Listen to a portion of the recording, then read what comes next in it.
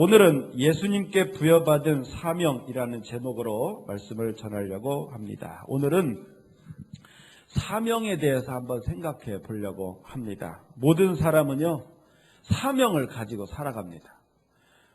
누가 여러분에게 당신의 사명은 무엇입니까? 물어보면 여러분은 뭐라고 대답하시겠어요? 아마 대부분 많은 사람이 사명이요?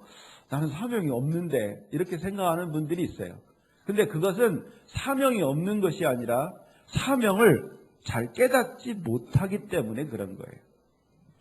가정이 있는 사람은요, 가정이 부여하는 사명이 있어요.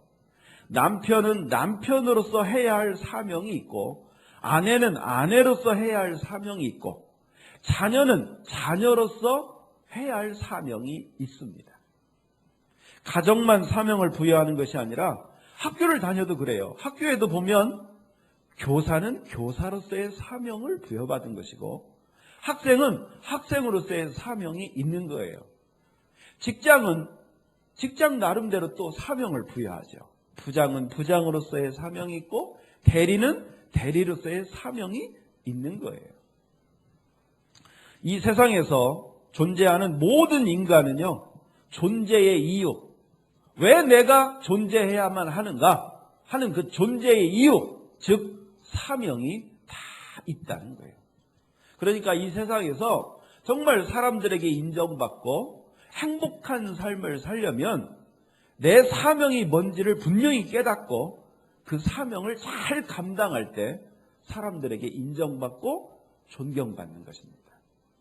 대부분 주변에 이렇게 좀 무시받는 사람이 있어요. 가정에서도 무시받는 사람이 있고, 직장에서도 무시당하는 사람이 있고, 학교에서도 무시당하는 사람이 있고, 보면요, 그 사명이 뭔지를 모르고 살아가는 거예요.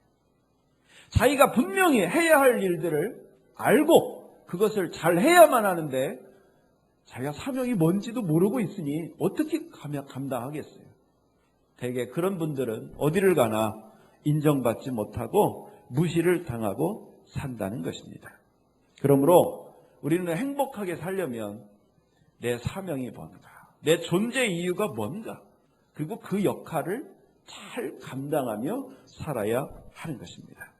그러나 많은 사람들이요, 사명을 잘 몰라요. 알아도 그 사명을 잘 감당하지 못합니다. 그리고 안타깝게도 우리에게 한 개의 사명만 있는 게 아니에요. 가정에 가서는 가정의 사명, 직장에서는 직장의 사명, 사명이 참 많아요. 그 사명이 많으니까 이게 너무나 복잡한 거예요. 근데 어떤 사람, 성공적인 인생을 사는 사람은요, 그 많은 사명을 우선순위를 따져가면서 골고루 그 사명을 잘 감당하는 사람이 있어요. 근데 너무나 많은 사람들이 그 사명을 배분을 잘하지 못해서 가정에서는 사명을 잘 감당해요. 그런데 직장에서는 사명을 감당하지 못하고 어려움을 겪는 사람이 있어요. 어떤 사람은 반대로 직장에서는 사명을 감당해서 인정받아요. 근데 집에 오면 인정받지 못하는 그런 사람들도 많이 있습니다. 그렇기 때문에 우리가 정말 행복한 인생, 성공적인 인생을 살려면 내가 처해져 있는 사명이 무엇인지를 잘 알고 그 사명을 적절하게 잘 배분해서 그 모든 사명을 잘 감당해야 합니다. 안에서도 잘 감당해야 되죠. 밖에서도 잘 감당해야 되죠. 그러니까 힘든 거예요. 그러나 힘들어도 그 감당해야만 하는 것입니다. 왜냐? 그게 우리 인생이니까. 힘들어도 사명을 훌륭하게 잘 해내면 상이 있습니다. 상이. 누가 상을 줍니까? 직장에서의 사명을 잘 감당하면 누가 상을 주겠어요? 직장이 주는 거예요. 그 사명을 부여한 주체가 상을 줍니다. 직장에서 잘한다. 그럼 직장에서 승진도 시키고 월급도 더 올려주고 보너스도 주고 그렇게 상을 주는 거예요. 가정에서의 사명을 우리가 잘 감당한다. 그럼 누가 상을 주겠습니까? 가족들이 상을 주는 거예요. 남편은 아내를 더 사랑하고 아내는 남편을 더 존경하고 자녀들은 부모를 더 존경하고 부모들은 사명을 잘 감당한 자녀들을 더 이뻐하고 더 사랑하고 아껴주는 것입니다. 그것이 보람이고 상이지요. 그래서 지혜왕 솔로몬은 이렇게 말했습니다. 전도서 5장 18절 말씀인데요. 읽어보겠습니다. 내가 관찰해 보니 하나님께서 주신 자신의 생애 동안 먹고 마시며 자신이 하는 일에서 보람을 느끼는 것이 행복이요 적절한 일이다. 그것이 인생의 몫이기 때문이다. 이렇게 가정에서도 보람을 느끼고 정말 우리 가정 행복하구나. 모든 가족들이 다 나를 인정하고 존경하는구나.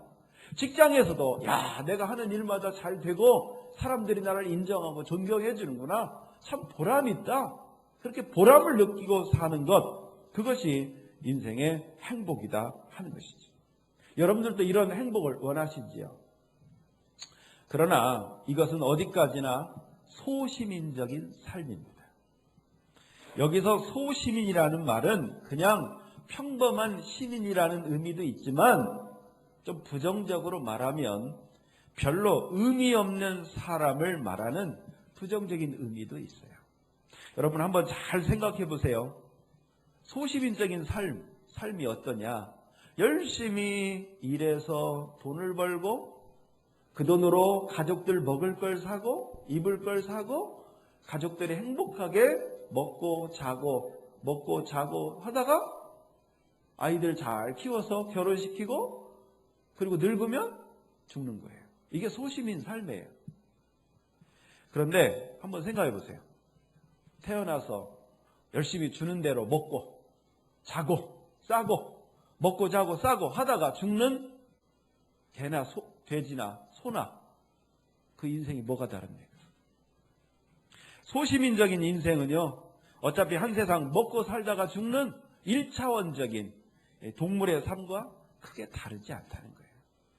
그래서 그냥 먹고 사는 것에 급급한 이 소시민적인 인생을 살던 사람들이 할 일 다 하고 열심히 돈 벌고 자녀들 공부시키고 출가시키고 그리고 열심히 살고 늙어서 어떤 생각이 드냐?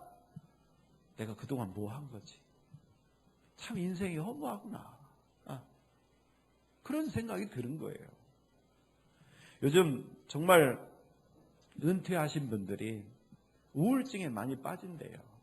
열심히 일할 때는 몰랐는데 일 다 하고 자식들 출가시키고 독립하고 쓸쓸히 남은 인생을 보니까 이 늙은 껍데기만 남은 인생. 참 인생 덧없네. 허무하네. 그러고 있다는 거예요. 그러니까 몸이 더 아픈 거예요. 몸이 더 아픈. 우리 조사해 보니까요. 우리 노인들의 75%가 다 병 달고 산대요. 살아도 산 게 아니에요. 그래서 자식들이 독립하고 직장에서 은퇴하고 그러면 결국 우리에게 남는 게 뭐냐? 이 소시민적인 삶을 산 사람은 허무주의예요. 참 인생 무상이구나.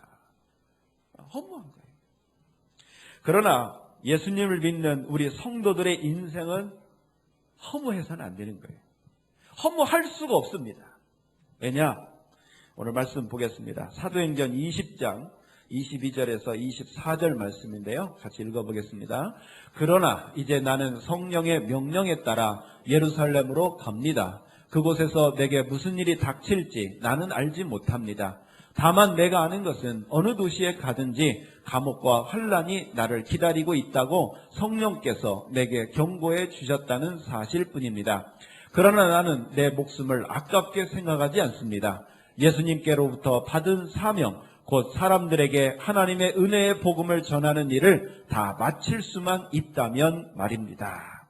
이 말씀은 어떤 말씀이냐면 사도 바울이 1차, 2차, 3차 전도여행을 다 마치고 성령님이 이제 예루살렘으로 가라 하는 감동을 주셨어요. 그런데 바울 사도는 알고 있어요. 예루살렘에 가면 상이 기다리고 있는 게 아니라 감옥과 환난, 박해가 기다리고 있다는 사실을 직감적으로 바울 사도는 알았어요. 알았지만 성령님이 가라고 하니까 나는 목숨을 아까워하지 않고 나는 내 사명, 예수님이 나에게 주신 그 사명을 감당하기 위해서 나는 예루살렘으로 가겠다. 그렇게 고백하는 말씀입니다. 보통 소시민적인 삶을 산 사람들은요, 죽음 앞에서 열정도 사라지고 허무함을 느낍니다. 그러나 오늘 바울 사도는 어떻습니까? 내가 예루살렘에 가면 박해가 있고 죽음이 있을 수 있다는 사실을 알면서도 바울 사도는 열정을 다 잃어버리고 인생은 허무하다 그렇게 말하지 않습니다. 내 인생, 내 목숨 아까워하지 않고 나는 예루살렘으로 향하겠다. 내 사명을 감당하겠다. 그 어느 때보다 열정적인 모습을 보이고 있다는 것입니다. 왜 이렇게 바울 사도의 인생과 소시민적인 삶을 산 사람의 인생이 왜 이렇게 다를까요? 왜 이렇게 다를까요? 되게 보통 사명이 생기면요, 열정이 생깁니다. 우리 열정이 없는 사람들이 있어요. 열정이 없는 게 문제가 아니라 사명이 없어서 그래요. 우리 학생들이 공부를 열정적으로 안 치요. 죽으라고 부모들은 공부하라고 하지만 공부 안 해요. 왜? 공부해야 할 사명. 내가 공부를 해야만 하는, 공부를 하고 해야만 하는 사명을 발견하지 못했기 때문에 열정이 안 생기는 거예요. 근데 열정이 뭔가 해야 할 사명이 생기면요, 열정이 생깁니다. 늙어도요, 사명이 있으면 열정이 생겨요. 그런데 그 열정은요, 열정의 크기가 어떠냐? 사명의 크기와 똑같습니다. 예를 들어서 직장에서 우리가 어떤 사명을 받았다. 그러면 그 열정이 어느 만큼 크냐? 직장을 다닐 때만큼 큰 거예요. 예를 들어서 직장에서 받은 열정, 사명이 있어요. 그리고 열정이 있어요. 근데 그 직장 그만두면요, 열정도 금방 사라집니다. 그러니까 은퇴하고 갑자기 사람이 팍 늙는 거예요. 왜? 열정이 없어지니까. 가정에서의 사명도 그렇습니다. 우리 가정에 대해서 어떤 사명감을 느끼잖아요. 예를 들어서 내 자녀들을 막 결혼시킬 때까지 내가 건강해야 된다. 근데 막상 결혼 딱 시키고 나면 팍 늙는 부모들도 있습니다. 그 사명이 다했으니까 열정이 끝나는 거예요. 이 세상의 열정이 다 그런 것입니다. 그래서 보통 사람들이 죽음 앞에서 허무하게 느끼는 이유가 내가 이 세상에서 해야 할 사명을 다 했으니까 더 이상 이제 열정을 품을 필요가 없는 거예요. 그러니까 열정이 사라지고 허무가 밀려오게 되는 것입니다. 평생 가족을 위해, 직장을 위해 일하다가 죽으면 가족들이나 직장 동료들이 천국까지 쫓아와서 우리에게 상을 줍니까? 그렇지 않습니다. 남겨진 가족들은 열심히 또 살겠지요. 네, 그런 거예요.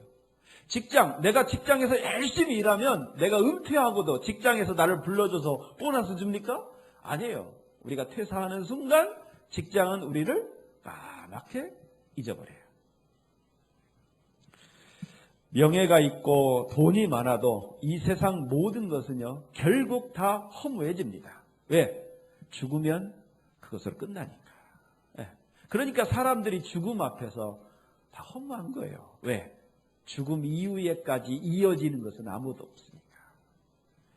그러나 예수님으로부터 받은 새로운 사명, 다른 사람들에게 복음을 전하는 그 예수님께 받은 그 사명은 죽음 앞에서도 허무하지 않습니다. 왜 그런지 아십니까? 죽음 건너에 예수님이 우리에게 상을 주시려고 기다리고 계시기 때문입니다. 말씀 보겠습니다. 요한계시록 22장 12절 말씀 읽겠습니다. 보아라, 내가 속히 가겠다. 내가 상을 가지고 가서 너희가 행한 대로 갚아주며 상을 베풀 것이다. 죽음을 건너서까지 우리에게 열정을 주는 것이 있다면 이 세상에 다른 사명이 아니라, 직장이 주는 사명이 아니라, 가족이 주는 사명이 아니라 예수님이 주시는 사명이라는 거예요. 그렇기 때문에 여러분, 가족을 위해서 순교하는 분들 봤어요? 물론 가족을 위해서 살다가 어찌어찌 하다가 죽는 사람도 있어요. 직장에서 일하다가 어찌어찌 하다가 죽는 사람도 있어요. 그러나 그걸 다 순교라고 말할 수는 없잖아요. 그런데요, 예수님의 복음을 위해서, 예수님을 위해서 순교하는 사람은 많습니다. 왜 그런지 아십니까? 죽음을 뛰어넘는 열정이 있기 때문에 그래요. 근데 그 열정이 어디서 오느냐? 내가 죽으면 그것으로 끝나는 것이 아니라 주님이 상을 가지고 나를 기다리고 계신다. 설령 내가 여기서 순교를 당한다 하더라도 오히려 나는 주님을 더 빨리 만나기 때문에 나는 오히려 감사하다. 죽음을 뛰어넘는 열정, 그것은 어디서 오느냐? 바로 예수님이 주시는 사명에서 온다는 것입니다. 그러므로 우리 인생이 허무한 인생이 되지 않으려면 죽으면 그만인 이 세상의 허무한 인생에만 너무 매몰돼서는 안 되는 거예요. 너무 가족 자녀 이런 분들이 나중에요 더 큰일 납니다. 자식 막 정성스럽게 막 자식이 인생의 모든 이유인 것처럼 자식을 키웠어요. 근데 나중에 정말 애인을 만나더니 완전히 부모 뒷전이고, 그런 얘기 있잖아요. 20년 잘 키웠더니 20분 만에 어떤 여자가 그냥 데리고 가버렸다고. 직장도 그래요. 직장이 우리에게 정말 생활 터전이잖아요. 얼마나 소중합니까? 근데 그렇게 소중하게 여기던 직장 퇴사하면 어떻습니까?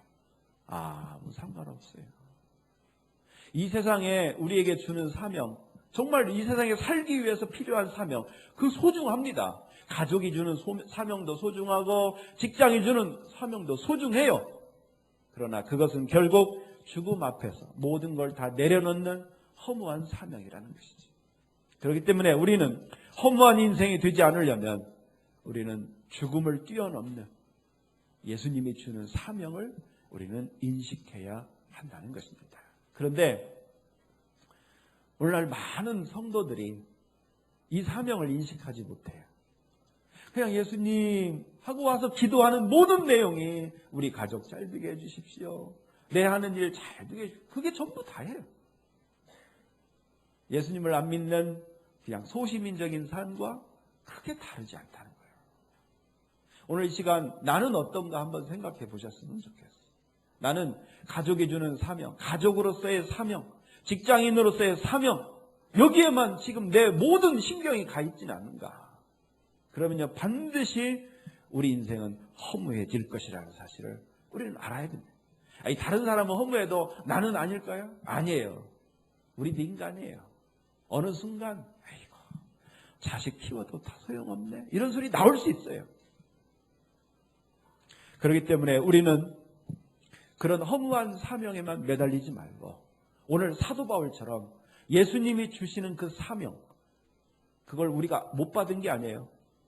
주님은 우리에게 다 주셨어요. 너 구원받았으니까 너도 다른 사람을 구원해라. 우리에게 사명을 주셨어요. 근데 그 사명을 우리가 깨닫지 못하고 살고 있다는 거예요. 오늘 이 시간 우리는 예수님이 주시는 그 사명을 깨닫고 우리는 허무한 사명만이 아니라 예수님이 주시는 그 사명에 초점을 두는 그런 인생이 되어야 되겠다는 것입니다. 가족이 주는 사명, 직장이 주는 사명, 우리 주님이 주는 사명. 자, 우선순위를 한번 생각해 봤으면 좋겠어요. 어떤 분은 아마 가족이 1번이고 2번이 직장이고 아마 3번이 주님일 거예요. 가족에 신경 쓰고 직장에 신경 쓰고 나머지 시간을 우리 주님한테 드리는 그런 분들이 있어요. 또 어떤 분은 1번이 직장인 분이 있어요. 되게 남자들이 이러지요. 직장 1번이에요. 그 다음에 가족이고 그 다음에 나머지 시간에 이제 주님 예배 드리고 뭐 기도도 하고 혹시 이런 분들. 여러분은 1번입니까? 2번입니까? 근데 우리 주님은요 우리에게 뭐라고 말씀하시는가? 저는 1번, 2번도 아니에요. 왜? 우리는 예수님을 믿는 사람이고 예수님의 말씀대로 살아야 되는 사람이에요. 우리는 1번, 2번도 아닌 우리는 몇 번이 돼야 되느냐 하는 거죠. 자, 주님은 우리에게 뭐라고 말씀하시는지 말씀 보겠습니다. 마태복음 6장 33절 말씀 읽겠습니다. 먼저 아버지의 나라와 아버지의 의를 구하여라. 그러면 이 모든 것들이 너에게 덤으로 주어질 것이다. 1번이 뭐냐? 주님의 나라라는 거예요. 여러분, 사실 우리 보통 그러잖아요. 주일 예배 일주일에 주님 생각하면서 일주일에 두세 시간 교회 와 있는 게 이게 전부잖아요. 근데 어떻게 1번이 주님입니까? 근데 주님은요 우리의 행동을 보시는 게 아니라 우리의 마음을 보십니다. 우리가 가정에 있어도 우리가 직장에서 일해도 우리의 마음의 1번이 누군지는 주님은 정확히 아셔요. 가정에 있어도 직장에 있어도 늘 주님을 1번으로 생각하는 분들이 있어요. 그게 몇 퍼센트가 될지는 모르지만 우리 중에 있습니다. 아니, 우리 전부가 그렇게 되기를 주님은 원하고 계시다는 것입니다. 여러분, 그런 말이 있죠. 내가 일하면 나 혼자 일하지만 내가 기도하면 주님이 내 일을 하신다. 여러분, 내가 할 일 다 해놓고 주님께 기도하고 주님께 내 마음을 드리고 주님을 예배하려고 하는 사람이 있어요. 그러니까 얼마나 바빠요. 힘들어요. 그런 사람은요, 가족 돌보랴, 직장 일 하랴, 다 할 거 다 해놓고 나머지 시간으로 이제 주님 섬기려니까 힘든 거예요. 근데 이게 거꾸로 가 있어요. 거꾸로 가.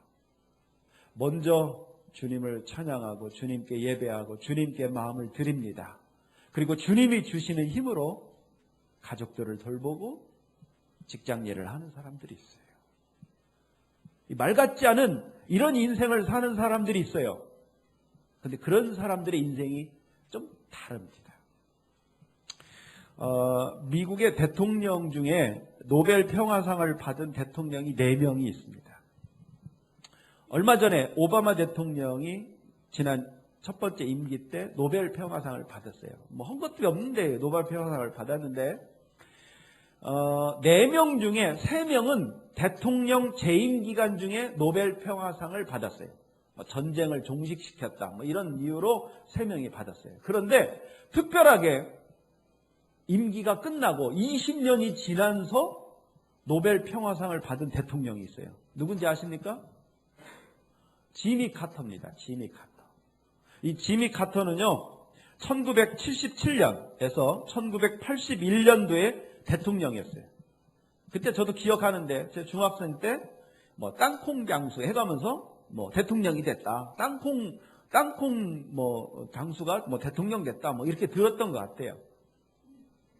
그런데 2002년도에, 21년이 지난 2002년도에 이 지미 카터가 노벨 평화상을 받았어요. 미국 대통령은 처음이에요. 임기가 끝나고 20년이 지나서 노벨 평화상을 받는다는 건 정말 이례적인 거예요. 어떻게 이 지미 카터는 재임 기간이 훨씬 지난 후에도 오히려 대통령 때보다 더 인정을 받고 존경을 받느냐 하는 거예요.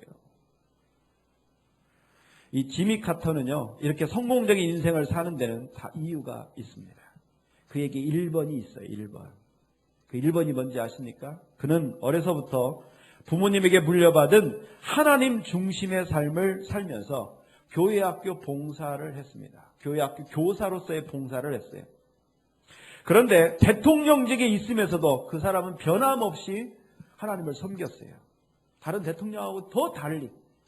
그리고 대통령에서 물려났어요. 우리나라 같은 경우 대통령 물려나면 뭐 지방에다가 아방궁 딱 차려놓고 그리고 살죠?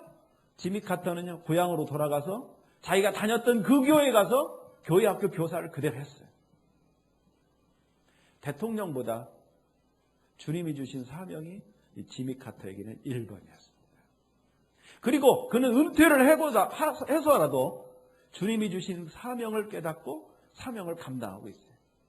지금 지미 카터가 어떤 일을 하냐면 헤비타트 운동을 합니다. 집 없는 사람에게 전 세계 젊은이들하고 몰려가서 집 져주는 거예요. 무료로. 수십만 명이 지미 카터의 그 뜻에 동조해서 헤비타트 운동에 참여하고 있습니다. 사명이 있는 거예요. 대통령보다 더 큰 사명. 주님이 주신 그 사명에 지미 카터는 집중했고 주님을 1번으로 여겼고 그렇기 때문에 주님은 다 은퇴하고 늙은 퇴물 같은 다른 사람 같으면 벌써 누구 쳐다도 안 볼 그 사람을 존귀히 여겨서 하나님이 쓰시고 계시다는 것입니다. 여러분 한번 잘 계산해 보십시오. 나 혼자 가족을 돌보랴, 직장일 하라, 그리고 나머지를 주님께 드리는 것이 나에게 이익인지, 아니면 내가 먼저 주님께 내 마음과 정성을 드리고 그리고 나서 전능하신 주님이 내 가족을 돌봐주시고 내 일을 돌봐주시는 그런 삶이 이익인지 여러분이 잘 판단하시고 여러분이 가장 좋은 쪽으로 여러분 결정하시기를 바랍니다. 어제 우리 우인이가 금토 이렇게 알바를 한다고 그래요. 금요일 날 알바를 하고 저녁에 왔는데 와서 허리도 아프고 온몸이 아프다고 파스 좀 붙여달라고. 그런 얘기 처음 들었는데 그래서 이제 파스를 붙여줬어요. 보통 이제 출장 뷔페 가서 일하는 건데 막 짐을 나르고 막 너무 힘들었대요. 근데 내일은 더 힘들다고. 내일은 뭐 여자도 끼고 그래서 더 힘든 일을 해야 된다고 걱정을. 토요일 날 이제 알바하러 갔습니다. 하루 종일 걱정이 되는 거예요. 야, 저녁에 이 새끼가 그냥 힘들어하고 또 이러면 어떨까? 주일날 또 힘들어하면 어떨까? 걱정을 했어요. 근데 어제 토요일 날 저녁에 왔는데 쌩쌩해요. 그래서 어떻게 이렇게 쌩쌩하게 됐냐? 그랬더니 가니까 가위바위보를 하라고 그러더래요. 그래서 가위바위보를 했는데 이겼대요. 가위바위보를 해서 이긴 사람은 물건 힘들게 나르는 일을 않고 안에서 서빙하고 뭐 이렇게 청소하고 그런 일을 시키더라고요. 그래서 야, 참, 우리 하나님이 너 힘들지 않게 그렇게 참 좋은 길을 인도하셨는가 보다. 그랬더니 우리 우인이가 하는 소리가 그래도 가면서 기도했대요. 힘들지 않게 해달라고. 여러분, 우리의 인생을 하나님이 돌보시는 거예요. 근데 사소한 것이라도 우리가 정말 하나님을 1번으로 여기고 내 인생을 하나님이 주관하신다는 믿음으로 하나님께 드리면 하나님께서는 우리의 삶을 주관하시고 인도해 주시는 것입니다. 사랑하는 성도 여러분, 전능하신 하나님께서 여러분의 가족들을 돌보시고 여러분의 일을 번성하게 하시고 축복해 주시기를 원하십니까? 그렇기 때문에 우리가 하나님을 믿는 거잖아요. 정말 하나님의 도우심을 원한다면 먼저 하나님의 1번이 되기를 바랍니다.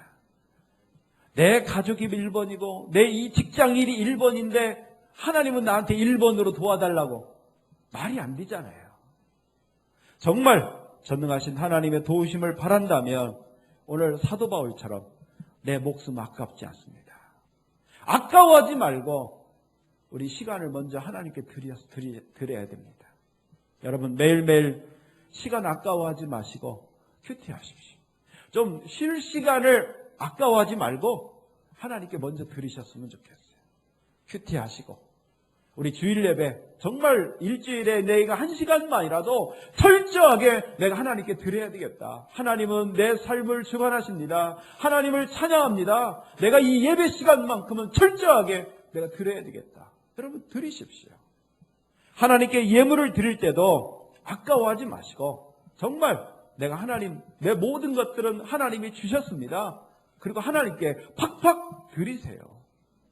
여러분 공평하신 하나님께서 우리가 그렇게 철저하게 예배드리고 정말 주님께 예물을 드릴 때 우리 그 예물을 받으시고 우리 주님은 어떻게 하시겠습니까? 저는요 제가 아는 우리 하나님은요 공평하시고 신실한 분이시죠. 그래서 우리의 신앙을 보시고 우리의 가족들을 철저히 돌보시고 우리가 하는 모든 일들을 정말 팍팍 도우실 것을 믿습니다. 여러분 진짜 하나님을 믿는다는 게 뭐예요? 믿는다는 거. 정말 믿으면요 하나님이 1번이 돼야 됩니다. 그리고 하나님과 함께 가족들을 돌보고 내 일을 하는 거예요. 여러분 하나님 없이 내 가족들을 돌보고 내 일들을 한다. 얼마나 힘든지 몰라요. 여러분의 가족, 여러분의 가정, 여러분의 일들을 하나님께서 도와주기를 원하신다면 먼저 하나님의 도우심을 받으시기 바랍니다.